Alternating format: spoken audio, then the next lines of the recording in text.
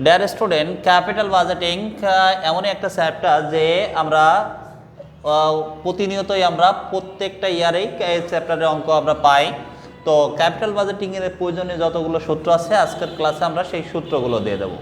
তার আগে আমি একটা কাজ করি, যদি প্রশ্নে সিএফবিটি থাকে ইয়ার এবং সিএফবিটি থাকে তাহলে আমাদের আগে সিএফবিটি মানে cash flow before tax, cash flow before tax এইটা যদি থাকে তাহলে আমাদের আগে সিএফএটিতে পরিণত করে নিতে হবে।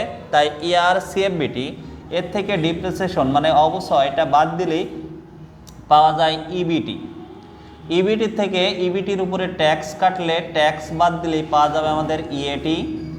আর ইএটি আর ডিপ্রিসিয়েশনটা আমরা যোগ করলে পাওয়া যায় সিএফএটি। এইটা পাওয়া যাবে। তো ওই সিএফএটি পর্যন্ত আগে আমাদের প্রয়োজন, তাই প্রত্যেকটা মানে সিএফবিটি থাকলে সিএফএটিতে আগে পরিণত করে নিতে হবে। তারপরে যে আমাদের সূত্র অনুযায়ী ঘর বাড়তেও পারে কমতেও পারে। তাহলে আমাদের ফার্স্ট সূত্রে আমি পে ব্যাক পিরিয়ড পিবিপি এটার আছে দুইটা সূত্র। যদি প্রত্যেক বছরে টাকাটা একই পরিমাণ দেওয়া থাকে ইনভেস্ট করা হয় তাহলে আমরা সূত্র হচ্ছে NCO by annual cash inflow. Annual cash inflow আর প্রতি বছরে যেমন এবছরে 10,000 করলাম, পরের বছরে 10,000, পরের বছর 10,000, প্রতি বছর একই টাকা ইনভেস্ট করলে আমরা পে ব্যাক পিরিয়ডের সূত্র এইটা ব্যবহার করব। আর যদি প্রতি বছর আলাদা আলাদা টাকা সূত্রে থাকে, যেমন এবছর 10, পরের বছরে 20, তারপরে বছরে 15, এরকম যদি আলাদা আলাদা অ্যামাউন্ট থাকে তার জন্য সূত্র হবে A plus NCO minus C by D. তাহলে পে ব্যাক পিরিয়ডের আমরা দুটো সূত্র পেয়ে গেলাম। নেক্সট 3 নম্বর সূত্র এআরআর মানে অ্যাভারেজ রেট অফ রিটার্ন, এর সূত্র হচ্ছে average EAT. Average EAT by average NCO. Average NCO গুণ 100। এখন অ্যাভারেজ ইএটি বলতে আমরা যে কয় বছরের ইএটি বের করব সেইগুলো যোগ করে সেই কয় দিয়ে ভাগ করলেই বেড়ে যাবে। কিন্তু অ্যাভারেজ এনসিওটা কীভাবে পাবো? প্রশ্নে যদি আমাদের ওয়ার্কিং ক্যাপিটাল এবং সলভেজ ভ্যালু থাকে তাহলে working capital plus salvage value plus cost minus salvage value by 2 এই সূত্র প্রয়োগ করলে আমরা অ্যাভারেজ এনসিও পেয়ে যাব। আর যদি ওয়ার্কিং ক্যাপিটাল এবং সলভেজ ভ্যালু না থাকে তাহলে এনসিওকে আমরা 2 দিয়ে ভাগ করলেই আমরা অ্যাভারেজ এনসিওটা বেড়ে যাবে, অ্যাভারেজ এনসিওর মানটা বেরিয়ে যাবে। তাহলে আমরা 4 নম্বর সূত্রে চলে যাই, রয় রিটার্ন অন ইনভেস্টমেন্ট।